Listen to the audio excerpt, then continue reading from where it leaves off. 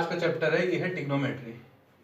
ठीक है, तो सबसे पहले ट्रिग्नोमेट्री से पहले हम जानते हैं कि जैसे मैंने कोई भी मान लिया कि राइट एंगल ट्रायंगल है। ठीक, ये कोई भी एंगल मैंने मान लिया, थीटा मान लिया। ठीक है, फिर हम जानते हैं कि इसको परपेंडिकुलर बोला जाता है, इसको बेस बोला जाता है और इसको हाइपोटेनस बोला जाता है। ठीक है, ये बड़ी कॉमन चीज है ट्रिग्नोमेट्री में। ठीक है, ये परपेंडिकुलर हो गया, बेस हो गया, हाइपोटेनस।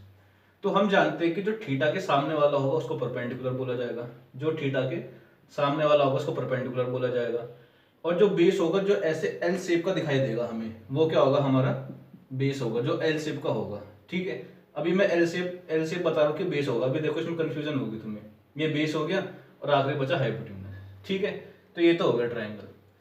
अब मैंने दूसरा ट्रायंगल बना दिया, सेम टू सेम ऐसे ही बनाया। ये 90 है, अब मैं इसको मान लेता हूँ थीटा। ठीक है, अब मुझे इसके हिसाब से बताओ कि परपेंडिकुलर कौन सा है, बेस कौन सा है, हाइपोटेनस कौन सा है। तो अभी मैंने देखो बताया था, मैंने बोला था थीटा के सामने वाला परपेंडिकुलर, तो थीटा के सामने वाला परपेंडिकुलर होगा। ठीक है, फिर मैंने बताया जो एल शेप का होगा बेस होगा, तो एल शेप का क्या है, ये एल शेप का है, तो ये क्या हो जाएगा, हमारा बेस है, और आखिरी बचा हाइपोटेनस। ठीक है, तो ये थोड़ा सा डिफरेंस है, अगर थीटा यहां लिया जाता है तो ये हो जाएगा, अगर थीटा यहां लिया जाता है तो ये होता है।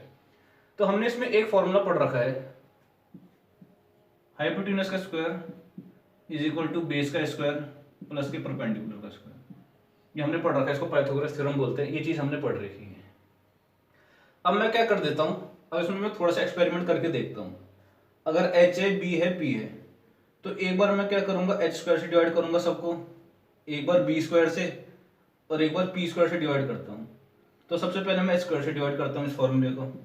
ठीक, तो मैं लिख दूंगा H square divide by H square, B square upon H square plus के P square upon H square. ठीक है, तो इसको एक में डिवाइड करने से पहले मैं तुम्हें एक चीज बता देता हूं।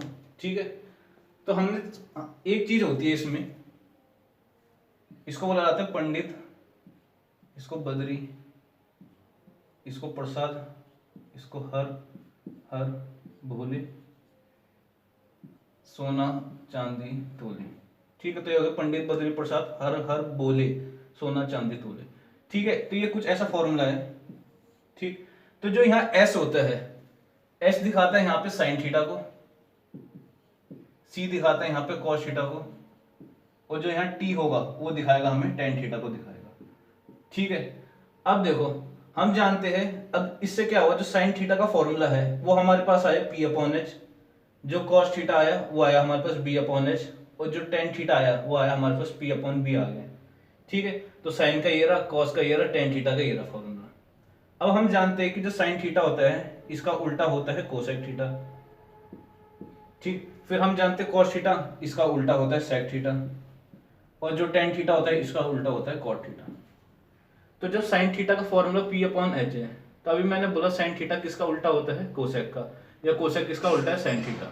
तो जो इसका फॉर्मूला होगा, जैसे साइन थीटा का होता है पी अपॉन एच, तो जो कोसेक थीटा हो जाएगा वो कितना हो जाएगा हमारा, एच अपॉन पी हो जाएगा।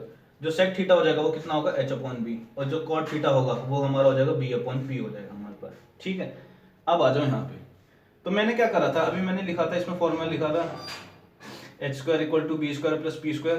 तो मैंने एक बार एच स्क्वायर से डिवाइड करूंगा, एक बार बी स्क्वायर से, और एक बार पी स्क्वायर से डिवाइड करूंगा।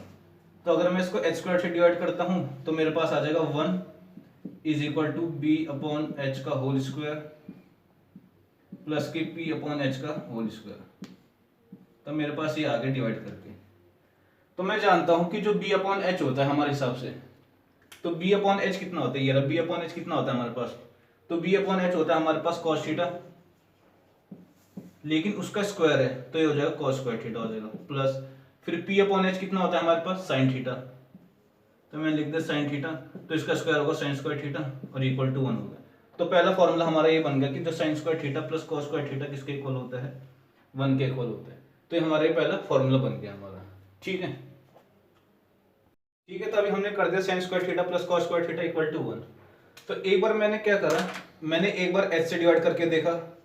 अब मैं क्या कर देता हूं, मैं अब बी स्क्वायर से डिवाइड करके देखता हूं। तो मेरे पास फॉर्मूला है H square is equal to B square plus के पी स्क्वायर। तो एक बार एच स्क्वायर से डिवाइड करा, एक बार बी स्क्वायर से डिवाइड करके देखता हूँ, तो मेरे पास आ जाएगा H square upon B square is equal to B square upon B square plus के P square upon B square आया मेरे पास। तो जब मैं डिवाइड करूंगा तो मैं इसको लिख सकता हूँ एच अपॉन बी का होल स्क्वायर, इसको लिख सकता हूँ 1 और इसको मैं लिख सकता हूँ पी अपॉन बी का होल स्क्वायर। तो अभी हम जानते हैं कि एच अपॉन बी कितना होता है, एच अपॉन बी। तो हम जानते हैं कॉस थीटा तो वैसे बी अपॉन एच होता है, लेकिन कॉस थीटा का उल्टा होता है सेक थीटा। तो सेक थीटा की वैल्यू होगी हमारे पास एच अपॉन बी। तो मैं यहाँ लिख दूंगा सेक थीटा और जो स्क्वायर है तो मैं इसको स्क्वायर लिख देता हूँ, फिर इजिकल टू 1 लगाता हूँ, फिर प्लस का साइन, फिर पी अपॉन बी हम जानते हैं टेन थीटा, तो मैं इसके लिख दूंगा टेन स्क्वायर थीटा लिख दूंगा। तो दूसरी आइडेंटिटी हमारे पास ये आ गई कि जो सेक स्क्वायर थीटा हो जाता है इजिकल टू 1 प्लस के टेन स्क्वायर थीटा होता है। तो मैंने इसको बी स्क्वायर से डिवाइड करा था, एच स्क्वायर से करके देख लिया, अब आखिरी है पी स्क्वायर से। अब मैं पी स्क्वायर से करके देखता हूँ, तो मैं लिख देता हूँ फॉर्मूला दोबारा, H square is equal to B square plus के पी स्क्वायर लिख देता हूँ। अब मैं पी स्क्वायर से डिवाइड करके देखता हूँ, तो पी स्क्वायर से डिवाइड करा, तो जैसे पी स्क्वायर से डिवाइड करूंगा तो कितना आएगा हमारे पास, एच अपॉन पी का whole square B upon P का होल स्क्वायर और प्लस के 1 आ जाएगा हमारे पास। ठीक है, अब सेम टू सेम देखो, एच अपॉन पी किसके इक्वल होता है, एच अपॉन पी होता है हमारा कोसेक थीटा के इक्वल।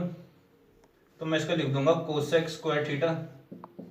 फिर हम जानते हैं जो बी अपॉन पी है किसके इक्वल होगा, हमारा कॉट स्क्वायर थीटा के इक्वल, और ये प्लस 1 हो गया।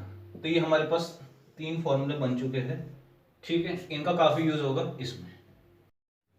ठीक है, अब देखो, अभी हमने एक चीज पढ़ी थी कि जो साइन थीटा होता है वो इज इक्वल टू होता है 1 अपॉन कोसेक थीटा के इक्वल।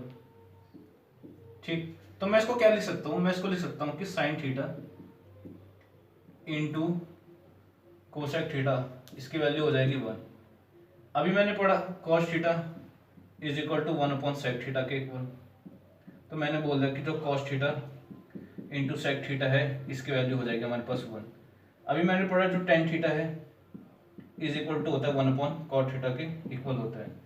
तो जो हमारा टेन थीटा है जो इंटू कॉट थीटा है वो किसके इक्वल हो जाएगा, 1 हो जाएगा। तो हमारे पास ये 3 आइडेंटिटी और बन जाएगी, 3 पहले बन चुकी थी, अब ये 3 है एक और। ठीक है, तो ये हो गया हमारे पास 3 आइडेंटिटी हो गई हमारे पास। अब देखो क्या होता है इस चीज में, तो ये तुम्हारा हो गया फॉर्मूला। अब मैं जानता हूं, जैसे मैंने मान लिया मैंने एक राइट एंगल ट्रायंगल बनाया, ये 90 है, ये थीटा मान लिया मैंने और इसको मैंने अल्फा मान लेता हूँ, ये कोई भी एंगल है। तो मैं इसको 3 माना, इसको 4 माना और मैंने इसको 5 मान लिया। ठीक, अब मुझसे पूछ लिया जाएगा कि इसमें साइन थीटा निकालो, साइन अल्फा निकालो एक बार। ठीक है, एक बार कॉस थीटा निकालो, एक बार कॉस अल्फा निकालो, एक बार टेन थीटा निकालो और एक बार टेन अल्फा निकालो। ठीक है, तो अब देखो कैसे होगा इसमें। सबसे पहले मुझे क्या निकालना है, साइन थीटा निकालना है।